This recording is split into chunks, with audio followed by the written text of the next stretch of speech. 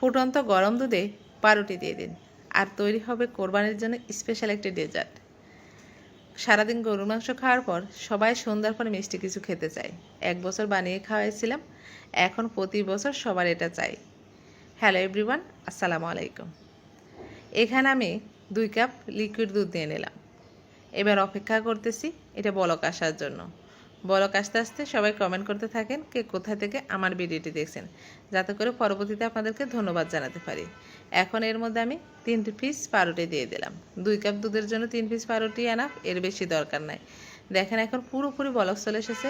এবার চুলাটা কমিয়ে দেব, দিয়ে এটাকে একটু ডুবিয়ে দেবো, মানে পাউরুটিটাকে একটু দুধের সাথে ডুবিয়ে দিয়ে চুলাটা বন্ধ করে এটাকে রেস্টে রেখে দেবো ঠান্ডা হওয়ার জন্য। এ ফাঁকে হচ্ছে আমি ক্যারামেলটা তৈরি করে নেব।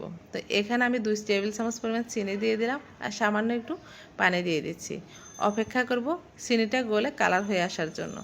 একটা সময় দেখবেন এক সাইড থেকে আস্তে আস্তে কালার হয়ে আসতেছে, তখন এভাবে নেড়ে ছেড়ে দেবেন। তারপরে যখন কালারটা এরকম গোল্ডেন কালার হয়ে যাবে, চুলাটা বন্ধ করে দেবেন। ফ্যানের গরমে আর একটু কালার হয়ে যাবে, এর বেশি কালার করা যাবে না, তাহলে কিন্তু পুড়ে তেতো হয়ে যাবে। এখন যে পাত্রে আমি ডেজার্টটা তৈরি করব সেই পাত্রে ক্যারামেলটা দিয়ে দিলাম, দিয়ে পুরো বাটিতে এটাকে ছড়িয়ে দেব, যাতে করে পুরো তলানির মধ্যে মানে ক্যারামেলটা লেগে যায়। আর এটা একটু ঠান্ডা হলে কিন্তু সুন্দর করে সেট হয়ে যাবে। এটাকে এক সাইডে রেখে এখন হচ্ছে যে পাউরুটিটা আমি দুধে ভিজিয়ে রেখেছিলাম সেটা ঠান্ডা হয়ে গেছে, সেটা একটা ব্লেন্ডারে জারে নিয়ে নিলাম। আর এখানে নর্মাল তাপমাত্রা থাকা 3টা ডিম ভেঙে দিলাম। ডিমটা দিয়ে এরপরে হচ্ছে চিনি দিয়ে দেবো। 3টা পাউরুটির জন্য 3টা ডিমে আনাপ। এখানে চিনি দিয়েছি প্রায় 5 টেবিল চামচের মতো। মিষ্টিটা আপনারা ইচ্ছে মতো দিবেন। একটু ভ্যানিলা এসেন্স দিয়েছি যাতে করে ডিমের গন্ধটা না থাকে। এবার এটাকে ব্লেন্ড করে নিলাম। ব্লেন্ড করে নেওয়া হয়ে গেছে।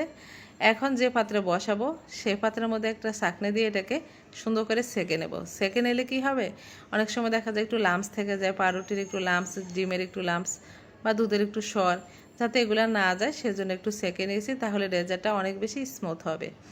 এই যে পাত্রে ডালা হয়ে গেল। এবার একটা ফয়েল পেপার দিয়ে এটাকে সুন্দর করে মুড়িয়ে নেব, যাতে করে ভাপটা বের না হয়, আর এটা খুব সহজে হয়ে যায়। তো এই যে সুন্দর করে এটাকে মানে মুড়িয়ে নিলাম। এবার চুলায় এভাবে চুলায় মানে আমি একটা পাত্রে পানি বসিয়ে দিয়েছিলাম, আর একটা স্ট্যান্ড দিয়ে দিয়েছি, সেটার মধ্যে এখন বসিয়ে দিলাম আর ঢাকনা দিয়ে ঢেকে দেবো। প্রথমে একটা ছোটো ঢাকনা দিয়ে ঢেকে দিলাম, তারপরে বড় ঢাকনা দিয়ে ঢেকে ছিদ্রটা বন্ধ করে এটাকে 30 মিনিটের জন্য ভাপে রেখে দেব। 30 মিনিট পর চেক করতে আসলাম এটার অবস্থাটা কি। 30 মিনিটের মধ্যে হয়ে যাবে, তবুও আপনারা চাইলে 35 মিনিটও রাখতে পারেন। ঘড়ি ধরে টাইমটা নেবেন, তাহলে দেখবেন এটা সুন্দরভাবে হয়ে গেছে। এখন ছুরি দিয়ে এটাকে, যেহেতু ফয়েল পেপার মানে সাইড দিয়ে একটু উঠাতে সমস্যা, আমি একটু ছিঁড়ে নিয়েছি। তো যাই হোক একটা কাঠি দিয়ে চেক করে নিচ্ছি। কাঠিটা যখন দেখবেন একেবারে ফ্রেশ এসেছে, তাহলে বুঝতে পারবেন এটা হয়ে গেছে। নামিয়ে ঠান্ডা করে ফ্রিজে রেখেছি আমি 3-4 ঘন্টার মতো। এখন এটাকে মোল্ড আউট করব। একেবারে সুন্দরভাবে এটা সেট হয়ে গেছে। অবশ্যই একটু ঠান্ডা করে ফ্রিজে তারপর হচ্ছে এটাকে মানে মোল্ড আউট করবেন। গরম গরম যদি করতে যান অনেক বেশি সফট থাকে, তখন কিন্তু ভেঙে যাবে। তো এই যে এখন মোল্ড আউট করে নিচ্ছি, আর এটা দেখেন মাশাআল্লাহ এত সুন্দর হয়েছে, একেবারে দেখে খেতে ইচ্ছে করতেছে, তাই না? খুবই লোভনীয় একটা জিনিস। আর এই পুডিংটা তৈরি করতে কিন্তু দুধটা একেবারে কম লাগে, আর একবার বানিয়ে দেখবেন এটা কতটা মজার। সারাদিন কোরবানিতে দেখা যায় সবাই কাজ করে, আবার দুপুরে অনেক অনেক মাংস খায়, সন্ধ্যার পরে সবাই চায়ের আড্ডা যখন বসে মিষ্টি কিছু খেতে চায়। একবার বানিয়ে খাওয়াইছিলাম সবাইকে, এখন সবাই বলে এই জিনিসটা বানাতে। প্রতিবার আমাকে বানাতে হয়।